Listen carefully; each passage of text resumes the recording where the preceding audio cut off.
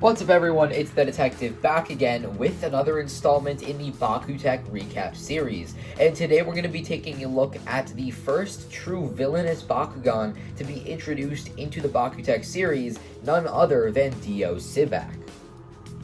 So initially I was going to do a review on Saint Aqua, so you can see here, but I actually have the box for him and I haven't been able to find it, so until I actually find that box, I don't want to do a recap on it, because the box is quite interesting and I only have boxes for a couple BakuTech, so I really want to show them in the videos whenever I can.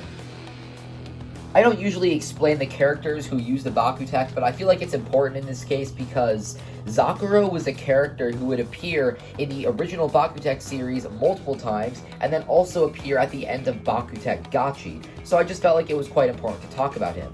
Zakuro started out as kind of this villainous character. Of course, this was his first Bakugan that he used, DIO SIVAC, and I'm very excited to look at it in today's video. Later on, he would actually become possessed by Says Tabanal, and there was that whole debacle, and he became like even more evil, and he was possessed, and he was eventually defeated. Nonetheless, Zakuro was a pretty cool character, and this Bakugan right here was the first one that he used in the series. Alright, so let's actually start off by taking a look at the ball form, and as you can see, he's got these two cross pieces located on his sides, and again, like I've said this into the other videos that have the cross parts, but the cross pieces basically allow for you to do spin shots more easily, and you can definitely tell based on how worn off this magnet mark is at the bottom that the previous owner most likely did so many spin shots that the paint actually started to rub off. Of course, in addition to this, it'll just make the Bakugan heavier in general, and that's always a plus. Metal pieces are amazing, and the fact that these are the convert parts as well makes them even cooler. You can also see that he has kind of three main colors that are predominantly used. Of course, the plastic itself is made in black, but you also have some of these really cool dark blue elements featured on the, I guess, kind of the spine almost behind his head, and then these claw-looking things at the bottom.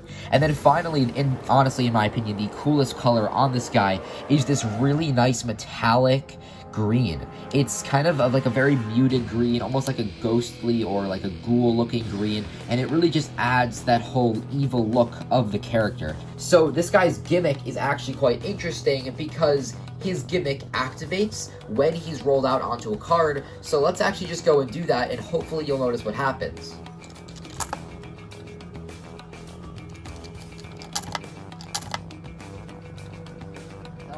And that would be this little thing here. You may have noticed that when he popped open, something came flying out of the Bakugan itself, and that would be this little thing here. And I'll get into what this is later.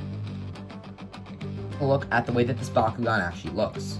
The wings, and again, the color scheme on this guy is amazing. Of course, you have even more of that really cool is the Bakugan itself, DIO SIVAC. It only has two manual parts, which are these little pieces up here, which kind of form some little flaps on the wings. It's got these big legs in the front, Halloween almost. It's got like these big wings that are just coming out from the head almost. He actually has these metal claw pieces mounted right over here. He's got these big legs in the front, smaller leg in the back. Overall, a very, very creepy design, but it does look very cool.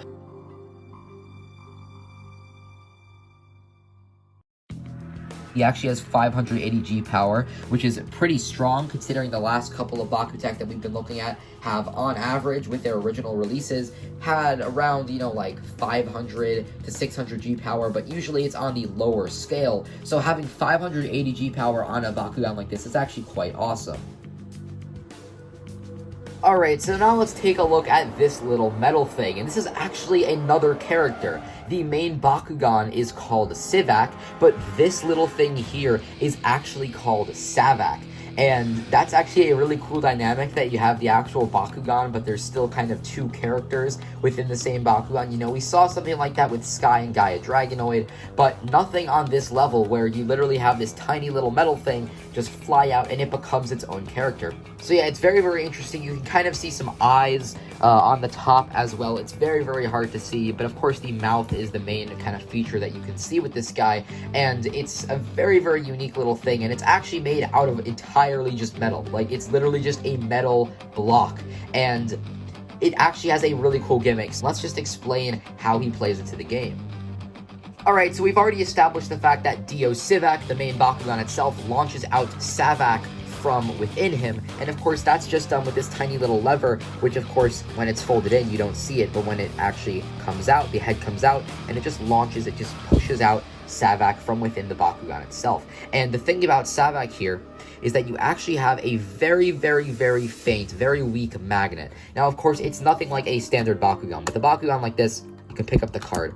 With this, there's nothing. But if you have it in person, there's an ever so slight connection. And the idea of the magnet being there is just that you have a slightly increased chance of SIVAC landing on a card like this. Now, you might be wondering, well, why would you want to land on a card like this with this little thing? Like, what does it even do? Now, the idea behind this is that if you actually land SIVAC on a card, doesn't matter which one, all that matters is that DIO SIVAC himself opens and stands on the card, SIVAC goes flying, it lands somewhere. As long as it lands on a card and with the magnet touching the card, you actually get this little 200 G power bonus that is on the back. And that is really, really cool. And that's not only a really cool gimmick, but what it also does, it actually boosts DIO SIVAC's power from 580 G power.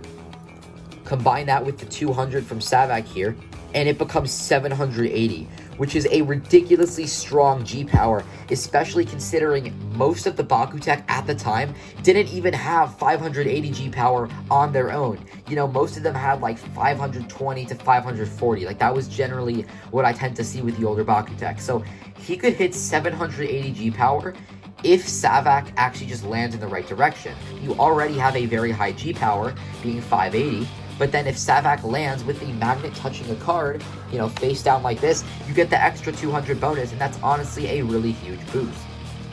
So guys, that basically sums it up for my review of DIO SIVAC, and this is an awfully creative and unique BakuTech. We would never see something like this later down the line. Of course, in the original, you know, Nuvastroya Gadalian Invaders, we did get a lot of Bakugan which had dice that would come out, but usually those dice wouldn't really add much of a bonus to them. So the fact that we had something come out here, which not only had the kind of die itself be actually like a pretty cute but also creepy character in of itself, you know, these are two characters right here. We have SIVAC and SIVAC, and that's honestly really, really cool.